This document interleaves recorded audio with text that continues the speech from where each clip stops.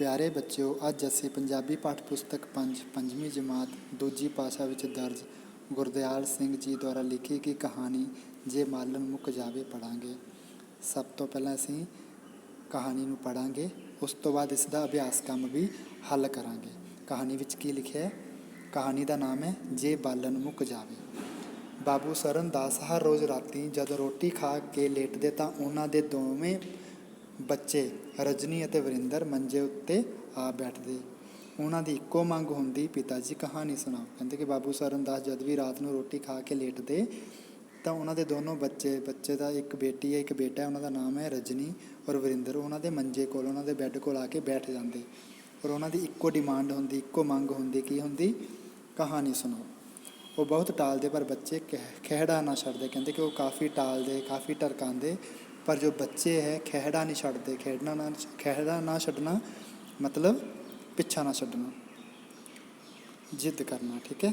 ਅੱਜ ਵੀ ਜਦੋਂ ਬੱਚੇ ਜਿੱਦ ਕਰਨ ਲੱਗੇ ਤਾਂ ਉਹਨਾਂ ਨੇ ਕਹਾਣੀ ਸ਼ੁਰੂ ਕਰ ਦਿੱਤੀ। ਕਹਿੰਦੇ ਕਿ ਅੱਜ ਵੀ ਜੋ ਬੱਚੇ ਜਿੱਦ ਕਰਨ ਲੱਗ ਪਏ ਤਾਂ ਉਹਨਾਂ ਨੇ ਕਹਾਣੀ ਸੁਣਾਉਣਾ ਸ਼ੁਰੂ ਕਰ ਦਿੱਤਾ। ਕੀ ਕਹਾਣੀ ਕੀਤਾ ਉਹਨਾਂ ਨੇ? ਇੱਕ ਪਿੰਡ ਵਿੱਚ ਇੱਕ ਬੁੱਢੀ ਰਹਿੰਦੀ ਸੀ। ਕਹਿੰਦੇ ਹਨ ਕਿ ਉਹ ਜੋ ਵੀ ਮੂੰਹੋਂ ਬੋਲਦੀ ਸੱਚ ਹੋ ਜਾਂਦਾ ਸੀ। ਕਹਿੰਦੇ ਕਿ ਇੱਕ ਪਿੰਡ ਵਿੱਚ, ਇੱਕ ਵਿਲੇਜ ਵਿੱਚ ਇੱਕ ਬੁੱਢੀ ਬਜ਼ੁਰਗ ਔਰਤ ਰਹਿੰਦੀ ਸੀ। ਉਹ ਜੋ ਵੀ ਮੂੰਹੋਂ ਬੋਲਦੀ ਸੀ, ਜੋ ਵੀ ਬੋਲਦੀ ਸੀ ਉਹ ਸੱਚ ਹੋ ਜਾਂਦਾ ਸੀ। ਇੱਕ ਵਾਰੀ ਇੱਕ ਸ਼ਹਿਰੀ ਬੰਦਾ ਉਸ ਦੇ ਘਰ ਆਇਆ। ਉਸਨੇ ਬੁੱਢੀ ਨੂੰ ਕਿਹਾ, ਮਾਤਾ ਜੀ ਤੁਹਾਡੇ ਚੁੱਲ੍ਹੇ ਵਿੱਚ ਅੱਗ ਹੈ। ਕਹਿੰਦੇ ਕਿ ਇੱਕ ਸ਼ਹਿਰ ਤੋਂ ਬੰਦਾ ਆਇਆ, ਉਸਨੇ ਮਾਤਾ ਜੀ ਕੋਲ, ਉਸ ਬਜ਼ੁਰਗ ਔਰਤ ਕੋਲ ਕੀ ਹੈ? ਅੱਗ ਮੰਗੀ। ਬੁੱਢੀ ਨੇ ਪੁੱਛਿਆ ਕੀ ਕਰਨੀ ਹੈ? ਕਹਿੰਦੇ ਕਿ ਬਜ਼ੁਰਗ ਔਰਤ ਨੇ ਉਸਨੂੰ ਰੀਜ਼ਨ ਪੁੱਛਿਆ, ਕਾਰਨ ਪੁੱਛਿਆ ਅੱਗ ਲੈਣ ਦਾ। ਤਾਂ ਬੰਦਾ ਕੀ ਕਹਿੰਦਾ, ਸ਼ਹਿਰੀ ਬੰਦਾ ਕੀ ਕਹਿੰਦਾ? ਛੱਲੀਆਂ ਭੁੰਨਣੀਆਂ ਹਨ। ਕਹਿੰਦੇ ਕਿ ਮੈਂ ਛੱਲੀਆਂ ਭੁੰਨਣੀਆਂ, ਇਸ ਲਈ ਮੈਨੂੰ ਅੱਗ ਚਾਹੀਦੀ ਹੈ। ਬੁੱਢੀ ਬੋਲੀ, ਪਰ ਜੇ ਅੱਗ ਨਾ ਹੋਵੇ? ਸ਼ਹਿਰੀ ਬੰਦੇ ਨੇ ਕਿਹਾ, ਮੈਂ ਕਿਸੇ ਹੋਰ ਘਰੋਂ ਲੈ ਲਵਾਂਗਾ। ਇਹ ਕਿ ਉਹ ਬਜ਼ੁਰਗ ਔਰਤ ਕਹਿਣ ਲੱਗ ਪਈ ਕਿ ਜੇ ਅੱਗ ਨਾ ਹੋਵੇ ਤਾਂ ਫਿਰ ਉਹ ਸ਼ਹਿਰੀ ਬੰਦਾ ਕਹਿੰਦਾ ਕਿ ਮੈਂ ਕਿਸੇ ਹੋਰ ਘਰੋਂ ਲੈ ਲਵਾਂਗਾ। ਪਰ ਜੇ ਤੈਨੂੰ ਕਿੱਧਰ ਵੀ ਅੱਗ ਨਾ ਮਿਲੇ? ਉਸ ਬੁੱਢੀ ਨੇ ਕਿਹਾ, ਕਹਿੰਦੇ ਉਸ ਬਜ਼ੁਰਗ ਔਰਤ ਨੇ ਕਿਹਾ ਕਿ ਜੇ ਤੈਨੂੰ ਕਿੱਧਰ ਵੀ ਅੱਗ ਨਾ ਮਿਲੇ? ਸ਼ਹਿਰੀ ਬੰਦਾ ਹੈਰਾਨ ਹੋ ਕੇ ਬੋਲਿਆ, ਇਹ ਕਿਵੇਂ ਹੋ ਸਕਦਾ ਹੈ? ਤੇ ਕਿ ਜੇ ਅੱਗ ਨਾ ਹੋਵੇ ਕਿਸੇ ਘਰ, ਇਹ ਕਿਵੇਂ ਹੋ ਸਕਦਾ ਹੈ? ਹੋ ਤਾਂ ਪੁੱਤਰ ਸਭ ਕੁਝ ਸਕਦਾ ਹੈ, ਹੋ ਤਾਂ ਪੁੱਤਰ ਸਭ ਕੁਝ ਸਕਦਾ ਹੈ। ਇਹ ਵੀ ਹੋ ਸਕਦਾ ਹੈ ਕਿ ਲੋਕਾਂ ਦੇ ਘਰੇ ਅੱਜ ਬਾਲਣ ਹੀ ਨਾ ਹੋਵੇ, ਫਿਰ ਅੱਗ ਕਿਵੇਂ ਮਚੇਗੀ? ਬਜ਼ੁਰਗ ਔਰਤ ਕਹਿੰਦੀ ਹੈ ਕਿ ਪੁੱਤਰ ਕੁਝ ਵੀ ਹੋ ਸਕਦਾ ਹੈ। ਇਹ ਵੀ ਹੋ ਸਕਦਾ ਕਿ ਲੋਕਾਂ ਦੇ ਘਰ ਵਿੱਚ ਅੱਜ ਬਾਲਣ ਖਤਮ ਹੋ ਜਾਵੇ, ਮੁੱਕ ਜਾਵੇ, ਖਤਮ ਹੋ ਜਾਵੇ। ਠੀਕ ਹੈ। ਔਰ ਫਿਰ ਅੱਗ ਕਿਵੇਂ ਮਚੇਗੀ, ਮਤਲਬ ਕਿ ਅੱਗ ਕਿਵੇਂ ਬਲੇਗੀ। ਠੀਕ ਹੈ।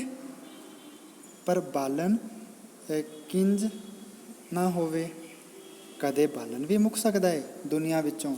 ਕਿਹੋ ਜਿਹੀਆਂ ਗੱਲਾਂ ਕਰਨੀ ਹੈ ਮਾਈ? ਕਹਿੰਦੇ ਕਿ ਉਹ ਸ਼ਹਿਰੀ ਬੰਦਾ ਕੀ ਕਹਿਣ ਲੱਗਾ? ਕਹਿੰਦੇ ਕਿ ਮਾਈ ਇੰਜ ਕਿਵੇਂ ਹੋ ਸਕਦਾ ਹੈ ਕਿ ਜੇ ਬਾਲਣ ਤਾਂ ਕਦੇ ਵੀ ਮੁੱਕ ਨਹੀਂ ਸਕਦਾ। ਕਹਿੰਦੇ ਕਿ ਕਿਹੋ ਜਿਹੀਆਂ ਗੱਲਾਂ ਕਰ ਰਹੀ ਹੈ ਮਾਈ। ਠੀਕ ਹੈ। ਨੈਕਸਟ ਪੇਜ 'ਤੇ ਕੀ ਲਿਖਿਆ ਹੋਇਆ ਹੈ?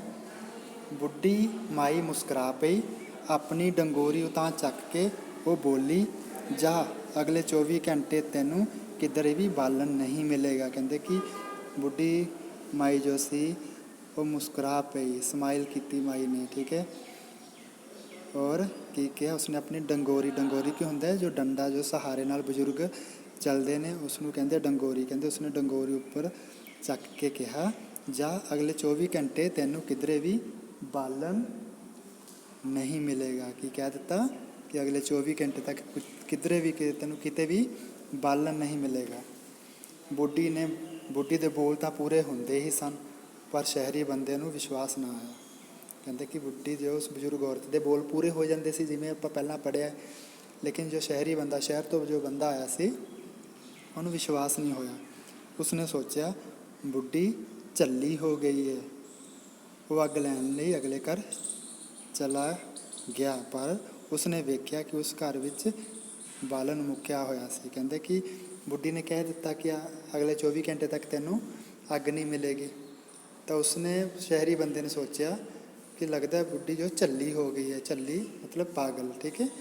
ਅਤੇ ਕਹਿੰਦੇ ਸ਼ਾਇਦ ਉਹ ਪਾਗਲ ਹੋ ਗਈ ਹੈ। ਉਹ ਅਗਲੇ ਘਰ ਚਲਾ ਗਿਆ ਅੱਗ ਲੈਣ ਲਈ, ਪਰ ਉਸਨੇ ਵੇਖਿਆ ਉੱਥੇ ਜਾ ਕੇ ਕਿ ਉੱਥੇ ਅੱਗ ਨਹੀਂ ਸੀ। ਕਿਉਂ ਨਹੀਂ ਸੀ? ਕਿ ਉੱਥੇ ਬਾਲਣ ਮੁੱਕਿਆ ਹੋਇਆ ਸੀ। ਸ਼ਹਿਰੀ ਬੰਦਾ ਉਸ ਪਿੱਛੋਂ ਘਰ ਘਰ ਫਿਰਿਆ, ਪਰ ਸਾਰੇ ਲੋਕ ਹੀ ਬਾਲਣ ਮੁੱਕਣ ਦੀ ਸ਼ਿਕਾਇਤ ਕਰ ਰਹੇ ਸਨ। ਕਹਿੰਦੇ ਕਿ ਸ਼ਹਿਰੀ ਬੰਦਾ ਘਰ ਘਰ ਗਿਆ, ਹਰ ਇੱਕ ਘਰ ਗਿਆ, ਲੇਕਿਨ ਸਾਰੇ ਬੰਦੇ ਕੀ ਕਹਿ ਰਹੇ ਸੀ, ਸਾਰੇ ਘਰ ਦੇ ਕੀ ਕਹਿ ਰਹੇ ਸੀ ਕਿ ਬਾਲਣ ਮੁੱਕ ਗਿਆ ਹੈ। ਕਿਸੇ ਦੇ ਘਰ ਚਾਹ ਪਾਣੀ ਨਹੀਂ ਸੀ ਬਣਿਆ, ਰੋਟੀ ਨਹੀਂ ਸੀ ਪੱਕੀ, ਭੁੱਖੇ ਨਿਆਣੇ ਵਿਹੜਿਆਂ ਵਿੱਚ ਵਿਲਕਦੇ ਫਿਰਦੇ ਸਨ। ਕਹਿੰਦੇ ਕਿ ਬਾਲਣ ਮੁੱਕਣ ਦੇ ਨਾਲ, ਤੁਹਾਨੂੰ ਪਤਾ ਹੈ ਕਿ ਬਾਲਣ ਦੇ ਨਾਲ ਹੀ ਕੀ ਹੈ, ਰੋਟੀ ਪਾਣੀ ਬਣਦਾ। ਕਹਿੰਦੇ ਕਿ ਕਿਸੇ ਦੇ ਘਰ ਚਾਹ ਪਾਣੀ ਬਿਲਕੁਲ ਨਹੀਂ ਬਣਿਆ ਸੀ, ਰੋਟੀ ਵੀ ਨਹੀਂ ਪੱਕੀ ਸੀ। ਉਹ ਜੋ ਭੁੱਖੇ ਨਿਆਣੇ ਮਤਲਬ ਬੱਚੇ ਵਿਹੜਿਆਂ ਵਿੱਚ ਵਿਲਕਦੇ ਫਿਰਦੇ ਸਨ, ਕੁਰਲਾਉਂਦੇ ਫਿਰਦੇ ਸਨ। ਤਦ ਸ਼ਹਿਰੀ ਬੰਦੇ ਨੂੰ ਵਿਸ਼ਵਾਸ ਹੋ ਗਿਆ ਕਿ ਉਹ ਬੁੱਢੀ ਦੇ ਬੋਲ ਸੱਚਮੁੱਚ ਪੂਰੇ ਹੋ ਗਏ ਨੇ। ਫਿਰ ਉਸਨੇ ਸੋਚਿਆ, ਹੋ ਸਕਦਾ ਹੈ ਕਿ ਬਾਲਣ ਇਸ ਪਿੰਡ ਵਿੱਚ ਮੁੱਕਿਆ ਹੋਵੇ। ਸ਼ਹਿਰ ਚੱਲਦੇ ਹਾਂ, ਉੱਥੇ ਤਾਂ ਬਾਲਣ ਦੀ ਥਾਂ ਕੋਲਾ, ਮਿੱਟੀ ਦਾ ਤੇਲ, ਗੈਸ ਤੇ ਬਿਜਲੀ ਵਰਤੀ ਜਾਂਦੀ ਹੈ।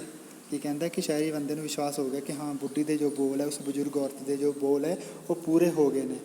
ਉਸਨੇ ਕੀ ਸੋਚਿਆ, ਸ਼ਾਇਦ ਇਸ ਪਿੰਡ ਵਿੱਚ ਹੀ ਜੋ ਹੈ ਬਾਲਣ ਮੁੱਕ ਗਿਆ ਹੋਵੇ। ਮੈਂ ਸ਼ਹਿਰ ਚੱਲਦਾ ਹਾਂ, ਉੱਥੇ ਤਾਂ ਜੋ ਬਾਲਣ ਤਾਂ ਯੂਜ਼ ਨਹੀਂ ਹੁੰਦਾ, ਵਰਤੋਂ ਵਿੱਚ ਨਹੀਂ ਆਉਂਦਾ, ਉਸ ਵਿੱਚ ਉੱਥੇ ਤਾਂ ਸ਼ਹਿਰ ਵਿੱਚ ਕੀ ਹੈ, ਕੋਲਾ, ਮਿੱਟੀ ਦਾ ਤੇਲ, ਗੈਸ ਤੇ ਬਿਜਲੀ ਵਰਤੀ ਜਾਂਦੀ ਹੈ। ਜਦੋਂ ਪਿੰਡੋਂ ਬਾਹਰ ਆਇਆ ਤਾਂ ਸੜਕ ਉੱਤੇ ਇੱਕ ਬੱਸ ਖਲੋਤੀ ਸੀ। ਉਸ ਦੇ ਆਲੇ ਦੁਆਲੇ 40-50 ਬੰਦੇ ਇਕੱਠੇ ਹੋਏ ਖੜੇ ਸਨ। ਕਹਿੰਦੇ ਕਿ ਜਦੋਂ ਪਿੰਡ ਤੋਂ ਬਾਹਰ ਆਇਆ, ਉਸਨੇ ਦੇਖਿਆ ਕਿ ਇੱਕ ਬੱਸ ਖੜੀ ਹੈ। ਉਸ ਦੇ ਆਸ-ਪਾਸ 40-50 ਬੰਦੇ ਖੜੇ ਸੀ ਇਕੱਠੇ ਹੋ ਕੇ। ਸ਼ਹਿਰੀ ਨੇ ਸੋਚਿਆ, ਇਹ ਵੀ ਚੰਗਾ ਹੋਇਆ, ਉਹ ਬੱਸ ਉੱਤੇ ਛੇਤੀ ਹੀ ਸ਼ਹਿਰ ਪਹੁੰਚ ਜਾਏਗਾ। ਠੀਕ ਹੈ, ਕਹਿੰਦਾ ਕਿ ਚੰਗਾ ਹੋਇਆ ਕਿ ਬੱਸ ਖੜੀ ਹੈ, ਮੈਂ ਜਲਦੀ ਜੋ ਹੈ ਬੱਸ ਵਿੱਚ ਬੈਠ ਜਾਵਾਂਗਾ ਔਰ ਜਲਦੀ ਹੀ ਛੇਤੀ ਨਾਲ ਮੈਂ ਸ਼ਹਿਰ ਪਹੁੰਚ ਜਾਵਾਂਗਾ। ਬੱਸ ਦੇ ਕੋਲ ਆਇਆ ਤਾਂ ਪਤਾ ਲੱਗਿਆ ਕਿ ਉਹ ਖਰਾਬ ਹੈ। ਉਸ ਨੇ ਭੀੜ ਵਿੱਚ ਘਿਰੇ ਹੋਏ ਬੱਸ ਦੇ ਡਰਾਈਵਰ ਨੂੰ ਪੁੱਛਿਆ, ਕੀ ਖਰਾਬੀ ਹੋ ਗਈ ਭਰਾਵਾ? ਕੀ ਕਹਿੰਦੇ ਕਿ ਜੋ ਬੱਸ ਦੇ ਕੋਲ ਜਦ ਆਇਆ ਤਾਂ ਉਸਨੂੰ ਪਤਾ ਲੱਗ ਗਿਆ ਕਿ ਬੱਸ ਖਰਾਬ ਹੋ ਗਈ ਹੈ। ਭੀੜ ਵਿੱਚ ਡਰਾਈਵਰ ਖੜਾ ਸੀ, ਉਹ ਡਰਾਈਵਰ ਕੋਲ ਗਿਆ ਤੇ ਕਹਿਣ ਲੱਗਾ ਕਿ ਭਰਾਵਾ, ਕੀ ਖਰਾਬੀ ਹੋ ਗਈ, ਕੀ ਖਰਾਬ ਹੋ ਗਿਆ ਬੱਸ ਦਾ? ਡਰਾਈਵਰ ਨੇ ਜਵਾਬ ਦਿੱਤਾ, ਜੀ ਬਾਲਣ ਮੁੱਕ ਗਿਆ ਹੈ। ਕੀ ਕਹਿੰਦਾ ਡਰਾਈਵਰ? ਬਾਲਣ ਮੁੱਕ ਗਿਆ ਹੈ। ਦੇਖੋ ਜੀ, ਬਾਲਣ ਕੀ ਹੁੰਦਾ ਹੈ, ਜਿਸ ਨਾਲ ਕੀ ਹੈ, ਅੱਗ ਜਲਦੀ ਹੈ, ਜਿਸ ਨਾਲ ਸਾਡਾ ਕੋਈ ਕੰਮ ਹੁੰਦਾ, ਉਹ ਕੀ ਹੈ, ਬਾਲਣ। ਜਿਵੇਂ ਲੱਕੜ, ਪੈਟਰੋਲ, ਡੀਜ਼ਲ, ਠੀਕ ਹੈ, ਮਿੱਟੀ ਦਾ ਤੇਲ, ਇਹ ਸਾਰਾ ਕੀ, ਗੈਸ, ਇਹ ਸਾਰੇ ਕੀ ਹੈ, ਬਾਲਣ ਹੀ ਨੇ। ਠੀਕ ਹੈ, ਤਾਂ ਹੁਣ ਕੀ ਬੱਸ ਵਿੱਚ ਪੈਂਦਾ ਸੀ, ਡੀਜ਼ਲ।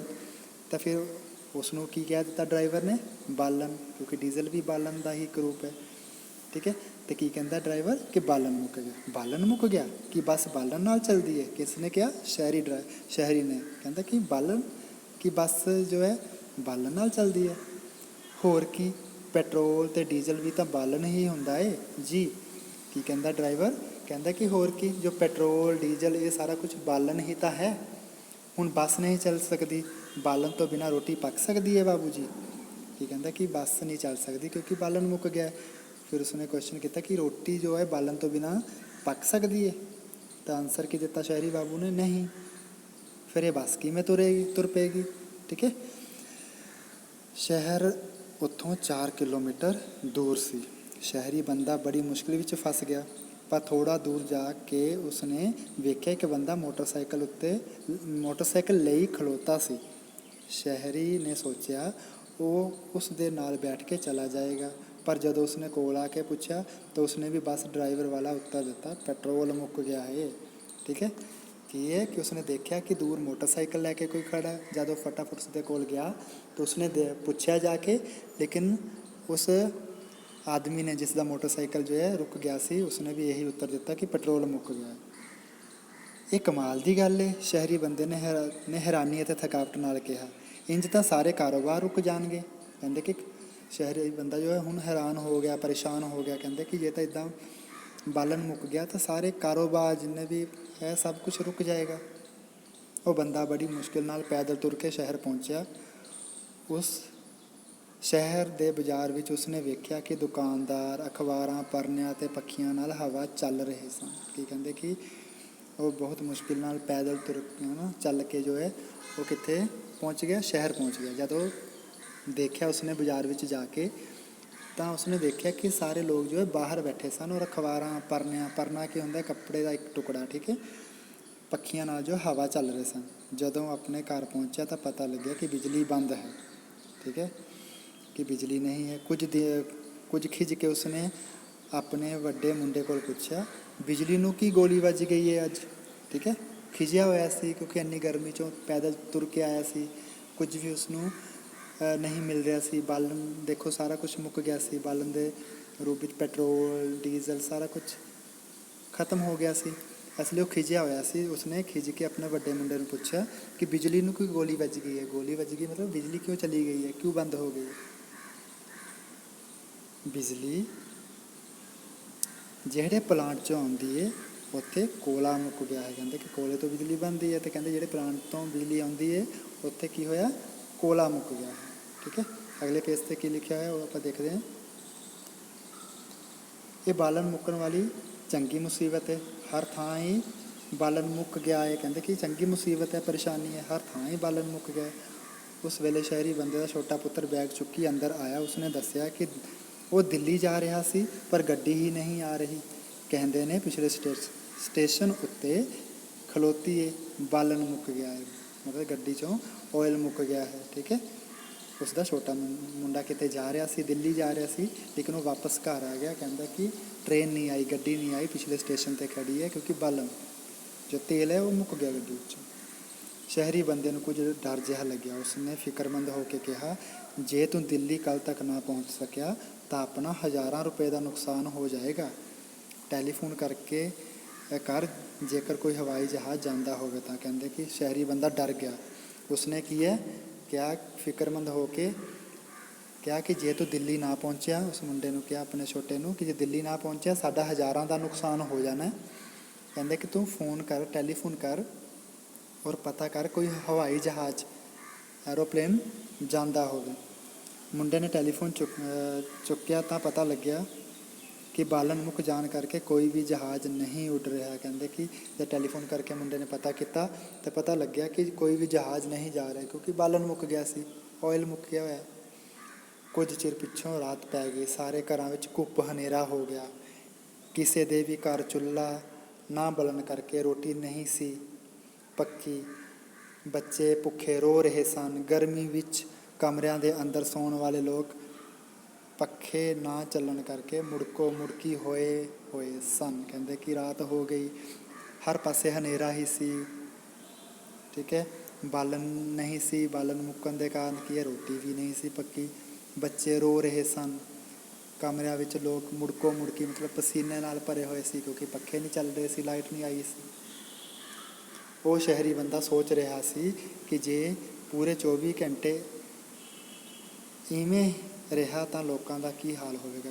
ਸੋਚਣ ਲੱਗ ਪਿਆ ਕਿ ਜੇ ਇੱਦਾਂ ਹੀ ਰਿਹਾ 24 ਘੰਟੇ, ਬਜ਼ੁਰਗ ਔਰਤ ਨੇ ਕਿਹਾ ਸੀ, ਬੁੱਢੀ ਮਾਈ ਨੇ ਕਿਹਾ ਸੀ ਕਿ 24 ਘੰਟੇ ਬਾਲਣ ਜੋ ਹੈ ਨਹੀਂ ਮਿਲੇਗਾ ਤਾਂ ਅੱਗ ਨਹੀਂ ਮਿਲੇਗੀ। ਠੀਕ ਹੈ, ਬਾਲਣ ਮੁੱਕਿਆ ਰਹੂਗਾ। ਅਤੇ ਕਹਿੰਦੇ ਕਿ ਜੇ 24 ਘੰਟੇ ਇੱਦਾਂ ਰਿਹਾ ਤਾਂ ਫਿਰ ਕੀ ਹਾਲ ਹੋਏਗਾ ਲੋਕਾਂ ਨੇ। ਸ਼ਹਿਰੀ ਬੰਦੇ ਨੇ ਘਬਰਾ ਕੇ ਹੱਥ ਜੋੜਦਿਆਂ ਕਿਹਾ, ਹੇ ਬੁੱਢੀ ਮਾਈ, ਜੇ ਤੇਰੇ ਕਹਿਣ ਨਾਲ ਹੀ ਦੁਨੀਆ ਵਿੱਚ ਬਾਲਣ ਮੁੱਕ ਗਿਆ ਇਹ ਤਾਂ ਮਿਹਰ ਕਰ, ਮੈਥੋਂ ਇਹ ਭੈੜੀ ਹਾਲਤ ਹੋਰ ਨਹੀਂ ਦੇਖੀ ਜਾਂਦੀ। ਕਹਿੰਦੇ ਕਿ ਉਸਨੇ ਹੱਥ ਜੋੜੇ ਔਰ ਕਿਹਾ ਉਸ ਬੁੱਢੀ ਮਾਈ ਨੂੰ ਯਾਦ ਕਰਦੇ ਹੋਏ ਕਿ ਬੁੱਢੀ ਮਾਈ, ਜੇ ਤੇਰੇ ਕਹਿਣ ਨਾਲ ਬਾਲਣ ਜੇ ਮੁੱਕ ਸਕਦਾ ਹੈ ਤਾਂ ਤੂੰ ਮਿਹਰ ਕਰ, ਦਇਆ ਕਰ, ਮੈਥੋਂ ਇਹ ਭੈੜੀ ਹਾਲਤ ਜੋ ਹੈ ਨਹੀਂ ਦੇਖੀ ਜਾਂਦੀ। ਉਸ ਦੇ ਕਹਿਣ ਦੀ ਢਿੱਲ ਸੀ ਕਿ ਉਸੇ ਵੇਲੇ ਬਿਜਲੀ ਆ ਗਈ। ਇੱਕਦਮ ਜਿਵੇਂ ਲੋਕਾਂ ਦੇ ਤਨ ਮਨ ਖਿੜ ਪਏ। ਬੱਚੇ ਖੁਸ਼ੀ ਨਾਲ ਕਿਲਕਾਰੀਆਂ ਮਾਰਨ ਲੱਗੇ। ਸੁਆਣੀਆਂ ਰੋਟੀ ਪਕਾਉਣ ਲੱਗ ਪਈਆਂ। ਪੱਖੇ ਹਵਾ ਦੇਣ ਲੱਗ ਪਏ। ਇੰਝ ਲੱਗਦਾ ਸੀ ਜਿਵੇਂ ਸਾਰਾ ਸ਼ਹਿਰ ਹੀ ਗੂੜੀ ਨੀਂਦ ਪਿੱਛੋਂ ਜਾਗ ਪਿਆ ਹੋਵੇ। ਕਹਿੰਦੇ ਕਿ ਜਿਵੇਂ ਉਸਨੇ ਹੱਥ ਜੋੜ ਕੇ ਉਸ ਬੁੱਢੀ ਮਾਈ ਨੂੰ, ਬਜ਼ੁਰਗ ਔਰਤ ਨੂੰ ਯਾਦ ਕੀਤਾ ਔਰ ਦਇਆ ਕਰਨ ਲਈ ਕਿਹਾ ਤਾਂ ਉਸੇ ਵੇਲੇ ਕੀ ਹੈ ਲਾਈਟ ਆ ਗਈ। ਕਹਿੰਦੇ ਠੀਕ ਹੈ, ਬਿਜਲੀ ਵੀ ਆ ਗਈ। ਲੋਕ ਸਾਰੇ ਖੁਸ਼ ਹੋ ਗਏ। ਬੱਚੇ ਵੀ ਖੁਸ਼ੀ ਵਿੱਚ ਚੀਕਾਂ ਮਾਰਨ ਲੱਗ ਪਏ, ਕਿਲਕਾਰੀਆਂ ਮਾਰਨ ਲੱਗ ਪਏ। ਸੁਆਣੀਆਂ ਕੀ ਹੁੰਦਾ, ਘਰ ਦੀਆਂ ਔਰਤਾਂ, ਉਹ ਰੋਟੀ ਬਣਾਉਣ ਲੱਗ ਪਈਆਂ। ਠੀਕ ਹੈ, ਔਰ ਪੱਖੇ ਵੀ ਚੱਲਣ ਲੱਗ ਪਏ ਔਰ ਇੰਝ ਲੱਗ ਰਿਹਾ ਜਿਵੇਂ ਸਾਰਾ ਜੋ ਹੈ ਸ਼ਹਿਰ ਜੇ ਗੂੜੀ ਨੀਂਦ ਵਿੱਚੋਂ ਜਾਗ ਪਿਆ ਹੋ। ਇੰਨੀ ਕਹਾਣੀ ਸੁਣਾ ਕੇ ਪਿਤਾ ਜੀ ਚੁੱਪ ਕਰ ਗਏ। ਪਤਾ ਨਾ ਤੁਹਾਨੂੰ ਕਹਾਣੀ ਸੁਣਾ ਰਿਹਾ ਸੀ ਕੌਣ? ਕਹਾਣੀ ਸੁਣਾ ਰਿਹਾ ਸੀ ਬਾਬੂ ਸਰਨਦਾਸ। ਠੀਕ ਹੈ, तो कहानी सुना के चुप हो गए। बस बात मुक गई पिताजी, रजनी ने पूछा। रजनी पूछने लग पई कि पिताजी बात मुक गई? तो होर की चंगी गल ये ਬਾਬੂ ਸਰਨਦਾਸ ਨੇ ਕਿਹਾ, ਕਹਿੰਦੇ ਕਿ ਹਾਂ ਹੋਰ ਕੀ, ਬਾਤ ਮੁੱਕ ਗਈ, ਚੰਗੀ ਤਾਂ ਗੱਲ ਹੀ ਹੈ, ਪਰ ਕੀ ਇਹ ਸੱਚ ਗੱਲ ਹੈ ਬਾਬੂ ਜੀ? ਵਰਿੰਦਰ ਨੇ ਪੁੱਛਿਆ। ਵਰਿੰਦਰ ਕਹਿਣ ਲੱਗਿਆ ਕਿ ਬਾਬੂ ਜੀ ਕੀ ਇਹ ਸੱਚ ਗੱਲ ਹੈ ਜੋ ਤੁਸੀਂ ਕਹਾਣੀ ਸੁਣਾਈ, ਕਿਆ ਇਹ ਸੱਚ ਹੈ? ਸੱਚੀ ਬਿਲਕੁਲ ਨਹੀਂ, ਮੈਂ ਇਹ ਸਾਰੀ ਮਨੋ ਜੋੜੀ ਹੈ, ਪਰ ਤੁਸੀਂ ਸੋਚ ਕੇ ਵੇਖੋ ਕਿ ਜੇ ਕਿਧਰੇ ਇਸ ਤਰ੍ਹਾਂ ਬਾਲਣ ਮੁੱਕ ਜਾਵੇ ਤਾਂ ਕੀ ਬਣੇ? ਬਾਬੂ ਸਰਨਦਾਸ ਨੇ ਕਿਹਾ, ਸਰਨਦਾਸ ਬਾਬੂ ਨੇ ਕਿਹਾ ਆਪਣੇ ਬੱਚਿਆਂ ਨੂੰ ਕਿ ਵੈਸੇ ਇਹ ਤਾਂ ਮੈਂ ਆਪਣੇ ਮਨੋਂ ਗੱਲ ਬਣਾਈ ਹੈ, ਜੇ ਤੁਸੀਂ ਸੋਚੋ ਕਿ ਜੇ ਇਸ ਤਰ੍ਹਾਂ ਹੀ ਬਾਲਣ ਮੁੱਕ ਜਾਏਗਾ ਤਾਂ ਫਿਰ ਕੀ ਹੋਵੇਗਾ। ਦੋਵੇਂ ਬੱਚੇ ਚੁੱਪ ਹੋ ਗਏ। ਉਹ ਗੰਭੀਰਤਾ ਨਾਲ ਸੋਚ ਰਹੇ ਸਨ ਕਿ ਸੱਚਮੁੱਚ ਹੀ ਬਾਲਣ ਮੁੱਕ ਜਾਏ ਤਾਂ ਲੋਕਾਂ ਦਾ ਕੀ ਹਾਲ ਹੋਵੇਗਾ। ਠੀਕ ਹੈ, ਤੁਸੀਂ ਵੀ ਸੋਚੋ ਕਿ ਜੇ ਸੱਚਮੁੱਚ ਹੀ ਬਾਲਣ ਮੁੱਕ ਜਾਏ ਤਾਂ ਕੀ ਹੋਏਗਾ, ਸਾਰਾ ਕੁਝ ਬੰਦ ਹੋ ਜਾਏਗਾ। ਇਸ ਲਈ ਜੋ ਵੀ ਸਾਨੂੰ ਕੁਦਰਤੀ ਸਰਮਾਇਆ ਮਿਲਿਆ ਹੋਇਆ ਹੈ ਉਸ ਨੂੰ ਕੀ ਹੈ, ਧਿਆਨ ਨਾਲ ਵਰਤਣਾ ਹੈ। ਠੀਕ ਹੈ, ਇਹ ਦੇਖੋ ਆਕਸੀਜਨ ਮਿਲ ਰਹੀ ਹੈ ਦਰਖਤਾਂ ਤੋਂ ਮਿਲ ਰਹੀ ਹੈ। ਠੀਕ ਹੈ ਜੀ, ਜੋ ਵੀ ਕੋਇਲਾ ਉਹ ਵੀ ਤੁਹਾਨੂੰ ਪਤਾ ਦਰਖਤਾਂ ਤੋਂ ਹੀ ਮਿਲਦਾ ਹੈ, ਰੁੱਖਾਂ ਤੋਂ ਹੀ ਮਿਲਦਾ ਹੈ। ਠੀਕ ਹੈ, ਗੈਸਾਂ ਜੋ ਹੈ ਦੇਖੋ ਬਣ ਰਹੀਆਂ ਨੇ, ਦਰਖਤ ਕੱਟ ਰਹੇ ਨੇ ਲਗਾਤਾਰ ਲੋਕ। ਠੀਕ ਹੈ, ਇਹ ਸਾਰਾ ਡੀਜ਼ਲ ਪੈਟਰੋਲ ਇਹ ਵੀ ਸਾਨੂੰ ਕੀ ਹੈ, ਕੁਦਰਤ ਤੋਂ ਹੀ ਮੁਹੱਈਆ ਕਰਵਾਉਂਦੀ ਹੈ। ਇਸ ਲਈ ਸਾਨੂੰ ਇਸ ਨੂੰ ਕੀ ਹੈ, ਕੰਜੂਸੀ ਨਾਲ ਵਰਤਣਾ ਚਾਹੀਦਾ ਹੈ। ਠੀਕ ਹੈ, ਸੋਚ ਸਮਝ ਕੇ ਵਰਤਣਾ ਚਾਹੀਦਾ। ਅੱਗੇ ਜੀ ਔਖੇ ਸ਼ਬਦਾਂ ਦੇ ਅਰਥ। ਖਹਿੜਾ ਨਾ ਛੱਡਣਾ, ਪਿੱਛਾ ਨਾ ਛੱਡਣਾ, ਮਗਰੋਂ ਨਾ ਲਹਿਣਾ, ਡੰਗੋਰੀ, ਆਸਰੇ ਲਈ ਛੜੀ, ਸੋਟੀ, ਲਾਠੀ ਜਾਂ ਟੋਹਣੀ, ਕਿਲਕਾਰੀਆਂ, ਚੀਕਾਂ। ਅੱਗੇ ਦੇਖੋ ਕੀ ਲਿਖਿਆ ਹੋਇਆ ਹੈ, ਮਾਤਾ ਜੀ ਤੁਹਾਡੇ ਚੁੱਲ੍ਹੇ ਵਿੱਚ ਕੀ ਆਏਗਾ, ਇਹਦੇ ਵਿੱਚ ਅੱਗ ਹੈ।